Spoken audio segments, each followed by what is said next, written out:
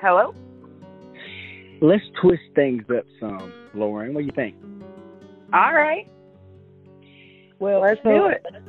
We've been busting Indiana's balls for a long time, saying, you've got all this crime up there. You've got this double murder of Libby and Abby. You have all that stuff going on, and everybody's like pretending like their pants don't stink. But you brought up a case in my hometown, in our hometown, and I was like, ooh, Jesus. Yeah, bringing that up, because every little town has those little mysteries that are out there that make your pants stink. You want to dive in this with me? Are you game? Oh, sure. So after you mentioned that case, and we started digging into it, and we've been deep into Delphi for all this time. It's like, like all this politics and the mayors and the governor and the neighbors and the CSAM. I mean, it's just neck deep, and you're like, oh my God, where am I at? So then I started looking at this case. And it's just a missing person case. And then we started examining it and listening to the mother talk on another podcast, which, the last conversation we had on our back channel was that Unfound podcast about Bradley Wayne Allen. Mm-hmm. It just died off. And so anyway, as an outsider, my diaper is dirty too. Tell me just the big picture of what you said, and we'll kind of get even, we'll just deep dive into it. We haven't even talked about the case yet. Tell me about the case. Well, what do you know about the case? As an outsider, from what you've read, tell me about the case. Well, so Bradley Wayne Allen, he is 37 years old and went missing. I can't figure it out, July 18th or 19th of 2017. There's some discrepancy there, but I'm working to figure that out anyway. He left after an argument with his girlfriend and went for a walk in the woods, but this was about 3 a.m. And the girlfriend says, she went to sleep, and when she woke up, he was still gone. He hadn't taken anything but his phone with him. All the rest of his personal belongings he had left behind. And I believe he was reported missing around the 20th of July, but I could be wrong on that. Information is very limited on this case, which after dealing with Delphi for so long, and just there's hundreds and hundreds and hundreds of press pieces. So, whether it be YouTube videos or articles, there's just so much information that it really struck me as, I don't know, kind of sad and also frustrating that on this particular case there wasn't much. And I wonder, is Delphi the norm or the exception? And I don't know. But yeah, so that's been almost 5 years ago, and it's still not solved. So that's a good point to bring up. Both of these cases, the Delphi, Indiana case, double murder case of Abby and Libby, was in the same year as Bradley Wayne Allen's missing case, which is foul play suspected, according to the police department. So there's probably murder involved. I mean, there's theories. You'll hear, it's like with Delphi. If you think about it, like with Delphi, there's all these local theories of all these local people that all these local things, and outsiders coming in. It's the same thing with this 5-year-old case. And here and not here, I don't live in Fountain Hill, but it's in Fountain Hill, a place where I grew up at. So it's the same kind of things. You hear that, number one, this person left, just like, the Delphi person was there and then left. He didn't really belong there and then left. Then you hear local stories of things going on with murder and the girlfriend not talking, and then some John Doe that we can talk about a little bit later to the podcast not talking. The families are mad at the police or law enforcement agencies. There's very little information out there. I mean, all these cases are the same. There's hundreds of them. We spoke to another group the other day that had 8 in my local area here. So I mean, it's really. Yeah, to answer your question with a long, tell the bullshit behind it, I don't know if it's exception or the rule. What do you think? I mean, throw it back at you. Well, I mean, after I looked into it further, and then I also had someone approach me with a case that they wanted me to look at, and so I was trying to look into that, but there's literally no press on that. That's a whole nother podcast. But I think that Delphi is definitely the exception. For some reason, the world, I mean, not because it's not important, I don't want to say for some reason, but the world, even though, you know, neighboring countries and all over the world is just captivated, fascinated with this case, or with the Delphi case, and I think it's because of the bridge guy and all the mystery surrounding it, and also, you know, the fact that it was two children, that does, I think, garner a little bit more attention than what somebody who's older, you know, nearly 40, what their case might get. And I don't think that that's right. I think that, you know, Bradley's life is important too. And I just want to, you know, express my condolences to the family first and foremost, because I can't imagine not having any closure for 5 years, not knowing what's going on and not being given any information, or possibly even the information being stifled. I don't know. I just can't imagine. So to answer your question with a long string of bullshit behind it, I think that Delphi is definitely the exception. So. I think so too, because I guarantee you that every case that I've read of, now there's a couple. There's one in Texas that has video, but most of them don't have video. Most of them don't have audio. Most of them don't even have a sketch, like with Brad. There's no way, Brad Allen, there's no way to even figure out who did it, because there's no one that ever saw who did it. He walked off into the woods. And, of course, it may not even be that someone killed this guy. I mean, we've heard of 100 other missing cases of people, like through the Adventures with Purpose guys with diving. They got in the car and they spun out and they drove off, and their vehicle and men were never seen again. They dug them out 30 years later from a river or a pond. It could be that with Brad, I mean, actually, whenever I first started looking at his case about 5 years ago, about the same time as Delphi, I was sitting there and I was thinking, well, he was, his mother said in that Unfound podcast that he would do drugs sometimes. I mean, things can happen. You could fall down, you could break your neck. I mean, there's all kinds of cases of people that crawled into chimneys and died, or leaned up against a tree and a tree fell over on them. I mean, it could be any number of natural causes with our Brad Allen. You know, we don't know. We don't know if it's that. We know with Libby and Abby that it was murdered. We know the guy's on video. We know we have audio. But with Brad, we really don't know. You know, it could go either way. And I guess that, you know, feed off of it some. What do you think? You know? Well, you know, and I think there's the idea that because Bradley was known to dabble in some drug use, that his life might not be as important, or they might not look as hard into the case because, you know, they only have limited resources and stuff like that.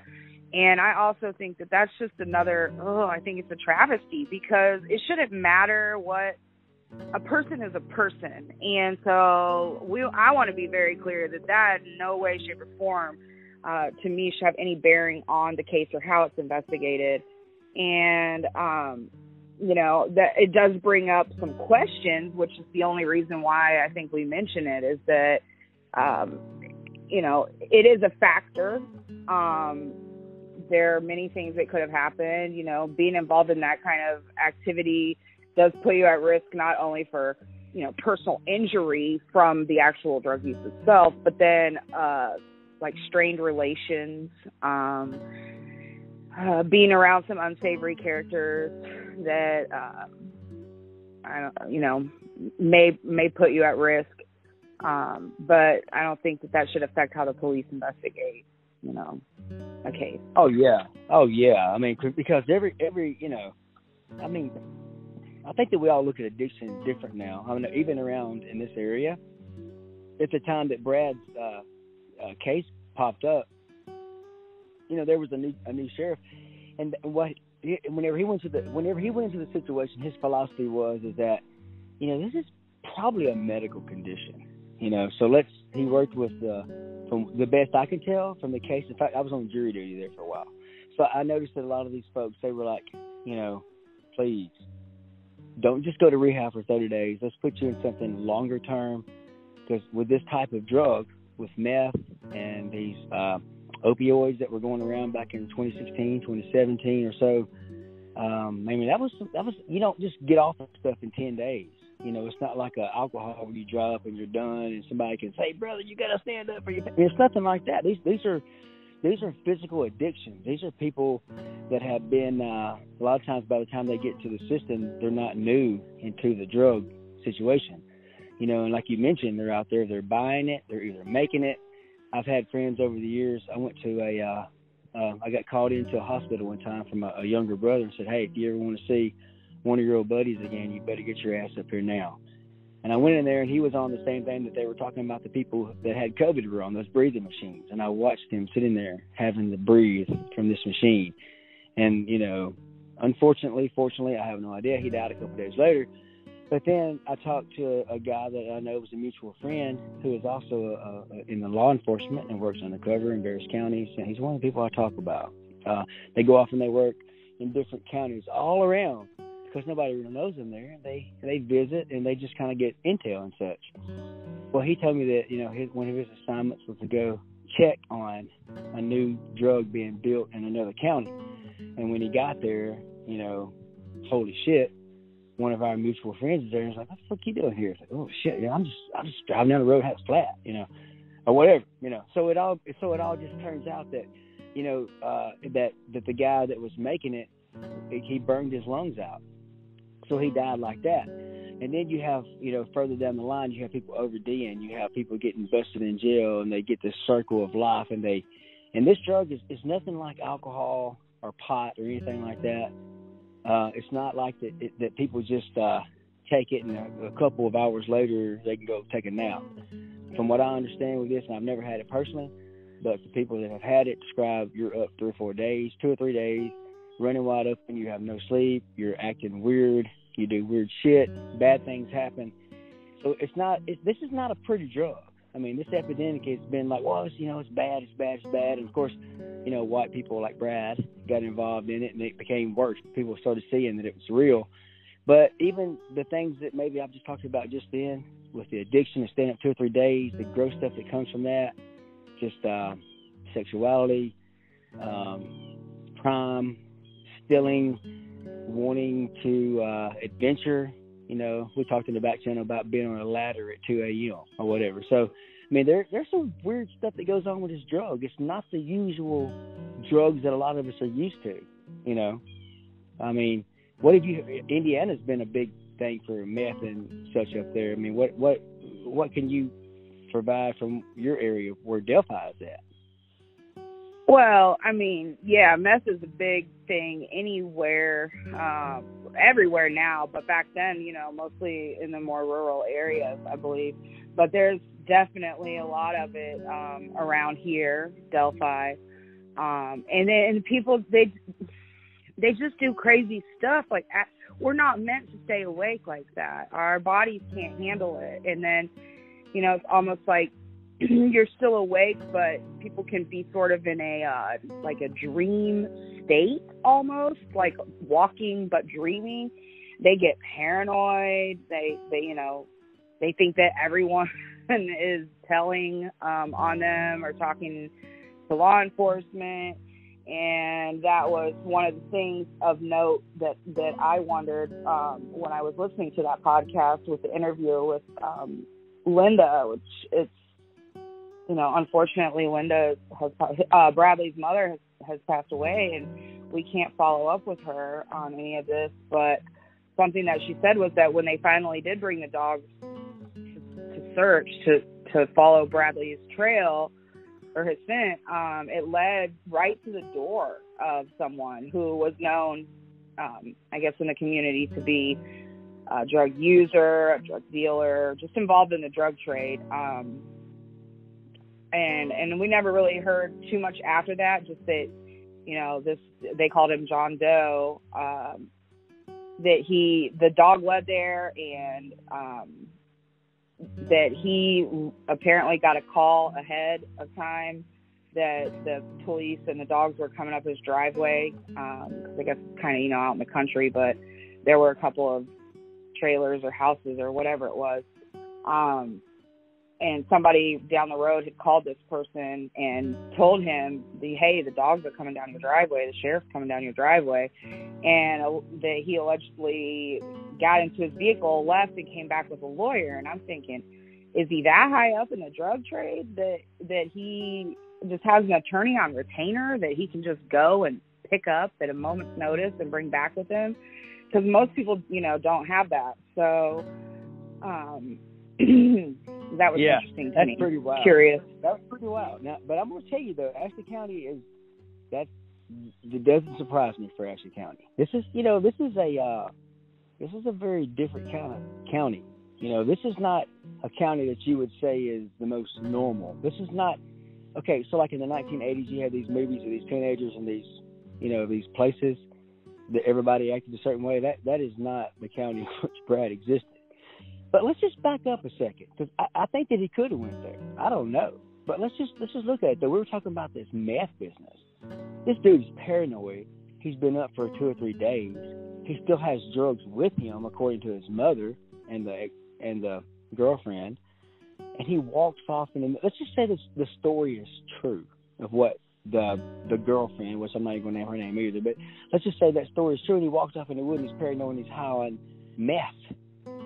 I mean, that's bad enough. I mean, I just remember hearing that story of over in Texas, Brandon, God, I can't think of his name, but he called with this crazy voicemail to 911, and it was this thing that nobody's just like this crazy, undecipherable thing, but he had just got a new job, just had a drug test, and decided to use meth.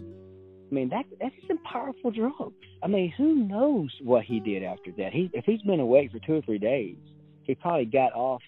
I don't know what day of the week that was, but, a lot of times in construction, you'll work 4 days a week, 10 hours a day, or 4 12s or 5 12s. You're off 2 or 3 days.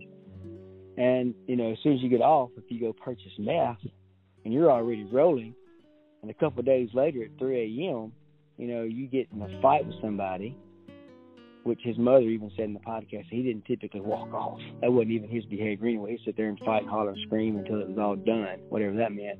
But, yeah, I don't know. I mean, just from what, other people have said, it's like this, he would, fight and holler. And there's all kinds of, rumors as to what's going on. We talked about a couple of them already, about he just walked off in the woods, he tripped and fell, tree fell on him, maybe he got in a fight with his girlfriend, she did something, maybe he went, the dogs traced down to this place, and maybe he left that night and wanted to buy more drugs or get more drugs for free. Who knows? I mean, with somebody that's on drugs, you never know. I mean, people go through those phases, and again, with Brad, I'm not trying to say it defined his whole existence. I'm sure it didn't. I mean, today I went through and scrolled through his mother's pictures, and I saw pictures of Brad. It looked just like me. My name is Brad as well, and it looked like the day I had my kid. He was sitting there holding that baby, and he was in love. You could tell. He was a human being that was probably in a good place in his life right there, and he's had his baby, and he was, so, all right. It could have been bad, whatever. You know what I'm saying? Yeah, I mean, he's not just, some drug addict or drug user. He's a father, he's a son, he's a nephew. There are lots of people that love him, lots of people that he loved. And you got to wonder, okay, what was the fight about? What was the fight about that he supposedly had with his girlfriend that would cause him to wander off in the middle of the night and end up, by all, and through all intents and purposes, it seems like he ended up at this John Doe's house.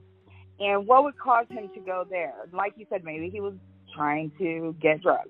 I don't know. Or maybe somebody that was there. If one thing I have noticed about people who do that drug is that there's always a group of them together somewhere. There's always, 10, 15 people up all hours of the night. You said somebody had said that the guy was up on a ladder or something at 2 a.m. But as far as I know, Bradley's phone also either pinged there or it was his last call was to this guy. I can't remember. But what was the fight about, and why did he go there? Well, why did he call him, at 1:30 in the morning or whatever time it was? And did Bradley go there and he got into an argument with someone there, got into a physical fight? Did it go too far? Did Bradley hit his head? Did somebody hit him one too many times? Was he shot? And then everyone else in the house made to go along with the story under duress, essentially, because they were, using drugs too, or they would be in trouble for being there. I mean, I don't know. It's just something I wonder. Well, you just think about it. If you're paranoid, we talked about Brad being paranoid out in the woods and like hearing a sound, and insinuated that. But if something happened with Brad, if they were out there fighting, over some dumb shit, and he got knocked out, and they tried to wake him up and he wouldn't wake up, and you get paranoid, and you've been up for 2 or 3 days. Yeah, I mean, it's endless. I mean, there's all kinds of scenarios to go through that. And of course, like, a lot of these people may have moved totally on in their lives. Like I said, Brad's mother passed away, I think it was in late 2020, maybe even COVID-related stuff. And then, another person that was very prominent in his life that operated the Facebook page, Come Home Boy, hashtag Come Home Boy, Jennifer Davison, she was killed in an accident, ATVs. Her and some boyfriend, brothers, or something like that were out there riding and got in the middle of the road and probably had a few beers and, and had a wreck and got killed, whatever it was. So she's dead. So that was running the site, and now we have other people running the site, which we want to talk to those guys. They have like 8 cases, including Brad's, that they're doing. But I mean, like I said, with us, we're just kind of looking at the broad spectrum of what all could happen. Just like with when we're trying to keep it within reality. I mean, now we can get conspiratorial with it. I mean, if people wanted to, people can get conspiratorial with all kinds of stuff. Because in Ashley County, which is where Brad went missing in July, there was another missing case that came up in February, I think it was January, February, the same month that the girls went missing there in Delphi. And then there was another murder case a couple of months before that. And then there was another murder case right after that in like early 18, late 17. And, of course, a lot of people, locally, if you go listen to people talk, specifically people that are impacted by the cases, they'll tell you right up front that they're all connected, that it was a drug trade, that it was involved one way or the other with meth and the derivatives of meth in the area. So I mean, you could pile deep and long, just like we've done with Delphi, like everybody's done with Delphi. I mean, there's these where there's no, at least available to the public. And of course, one last thing with Miss Linda, which was Brad's mother, she was saying something about the sheriff misinterpreting things that had happened. But then again, of course, I was like, well, a lot of times law enforcement will ask the wrong question intentionally just to make sure to see how people respond to it. And people that are impassioned, or guilty or paranoid will go into explanations. And this is what is, Laura, what is your and I's interpretation of speaking to police? If you were Bradley's girlfriend or Bradley's friend that lives near where the dogs came up to, would you talk to the police, and would you give a what's that thing called, polygraph? Liar's polygraph. Would you take polygraph? That? Man, kind of put me in the hot seat there, because I don't know what I would do. I would like to say that yes, if I knew that I was innocent, that yes, I would talk to the police and I would do the right thing because the truth will set you free and all of that. But I also know that sometimes they're just looking to wrap up a case, and they might just, you say one wrong thing and they might pin it against you. And as you know, as far as I know, my understanding of polygraphs is that they operate on spikes in blood pressure or other vital sign indicators of excitement. So if your blood pressure spikes or your pulse spikes or whatever, your body temperature, etc., you know, that those can be signs that someone's being deceptive. And those can also be signs that someone's hopped up on meth. So that being said, if I was, you know, one of these people who was doing that and knew that I would be suspected anyway, just because of my proximity to the victim, I don't know that I would agree to it. I don't know that I would not get a lawyer. Everyone's faulting this girlfriend, too, for lawyering up. Like, well, why would you need a lawyer if you're not guilty? I mean, lots of people, innocent people have been exonerated right before they were nearly executed. So I can't blame her for that. And I don't think that should necessarily be considered a sign of guilt. So short answer is that I don't know what I would do. Every lawyer would tell you not to do it. I can tell you. Exactly. Don't take a lie detector test because it's not admissible in court. And why waste your time doing it? You know. Right. And I feel like the police don't ask questions that they don't already know the answer to. But sometimes the polygraph can just be sort of like a fishing expedition, as I understand it. I don't know. Well, anyway, so we've kind of talked about a few of these theories with this thing. You know, we've talked about him, you know, we don't even know it. He could have just, he could have been into a witness protection program. That's one of the things. You always have to talk about that with anybody in the drug trade, whether it's true or not. You've seen it on TV. You know, we saw it on Law and Order or whatever it is. You know, people pull people out. They testify against somebody. I don't know of any major cases that were going on then, so couldn't tell you. There's been a lot of people who came to, you know, on some other stuff locally that, and we post about this case regularly. People have said that they've seen him in different places, and of course law enforcement will say, yeah, well, you know, what happens a lot is it's just like with Bridge Guy. You know, you think you see somebody there, and they call it paranoia, or they call it whatever the kind of psychological effect is when you see somebody that looks like somebody, and you stereotype, you build in places that aren't there. You make someone look like someone even though they're not that person. So I mean, there's all kinds of, you know, psychological stuff that goes on with this, Lauren. Yeah. So paranoia, yeah. I mean, I think especially, I know I've heard some sightings. There have been sightings of him. I can't really specify right now at this time. I don't want to put wrong information out there, but I think that when you're looking for someone, you can see them everywhere, or you see somebody who has similar features, and like you said, your mind just kind of fills in the rest. As far as the witness protection goes, I mean, yeah, that's a theory that some people have had about certain people in the Delphi case as well. And I think some instances of people thinking that might be more plausible than others.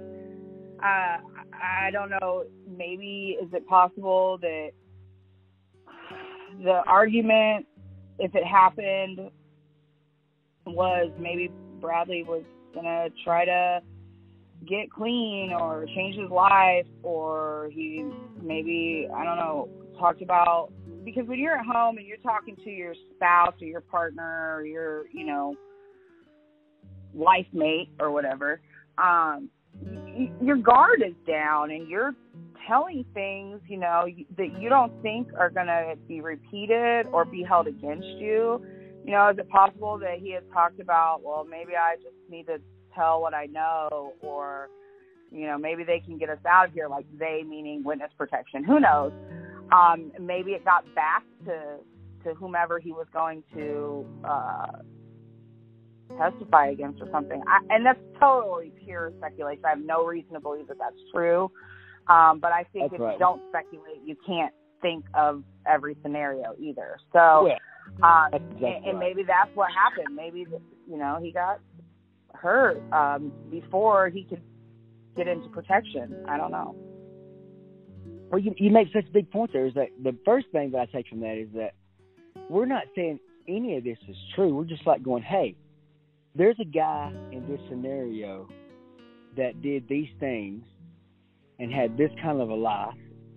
What could have happened in the middle of nowhere? They're on a 20-acre stand of property, which in this part of the country, most people do live on a 20-acre. The population density is very small.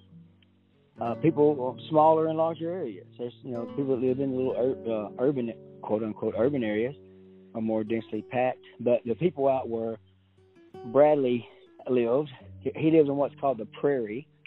We live in a place between, like, really three rivers, kind of intersecting into the Mississippi River right near us. And, and he lives on a little high plain up there. And, of course, it's kind of like, you think of big cities, you think of a place that's like, kind of a place where drugs are done and people stay away from, even cops, police.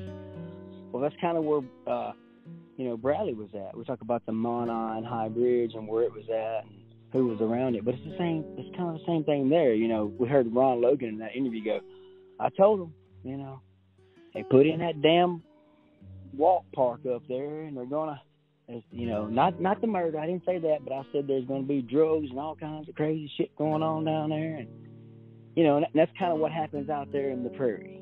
There's drug making going on back in that time and earlier. A lot of people got into some shit out there doing that. Are addicted. I mean, then, again, these are types of addictions that are not just, 30-day rehab in some little, cushy place.